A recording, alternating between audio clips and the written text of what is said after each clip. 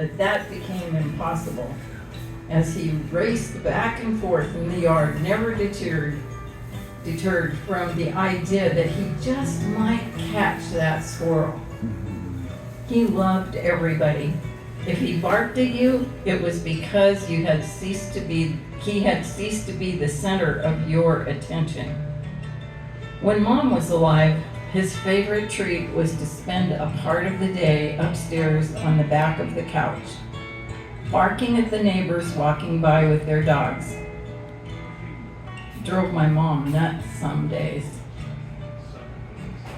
There was a time when I had long days gone from home, and I had Mom feed him until I realized he was gaining an awful lot of weight. Then I restricted the feeding. His skinny little chicken legs weren't meant to support a hefty tummy.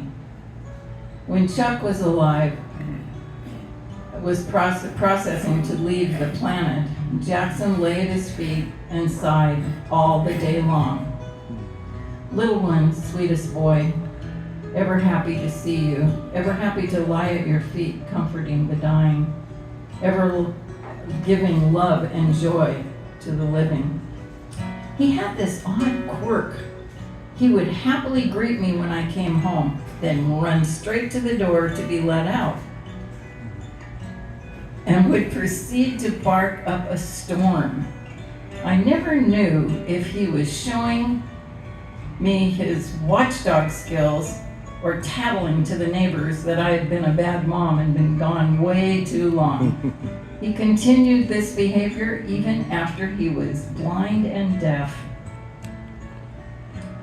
About a year ago, I was sought out and asked to take another rescue Chihuahua. I hesitated at first, consulted with a dear friend, and decided I could do this. Jackson was never an ankle biter, and he loved everybody, most especially my sons.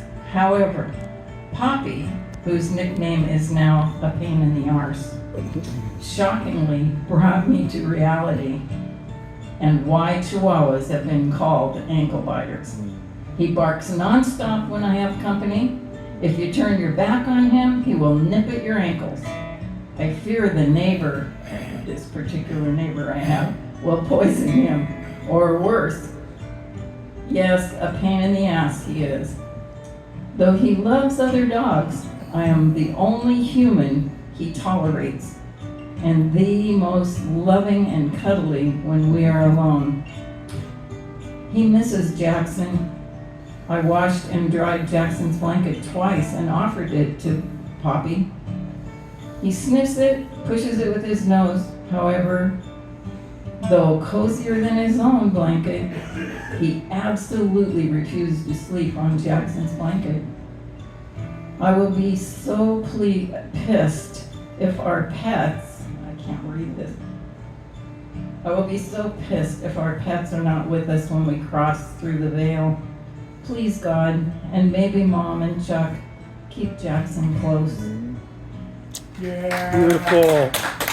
I want to say one of my really good friends came over. I could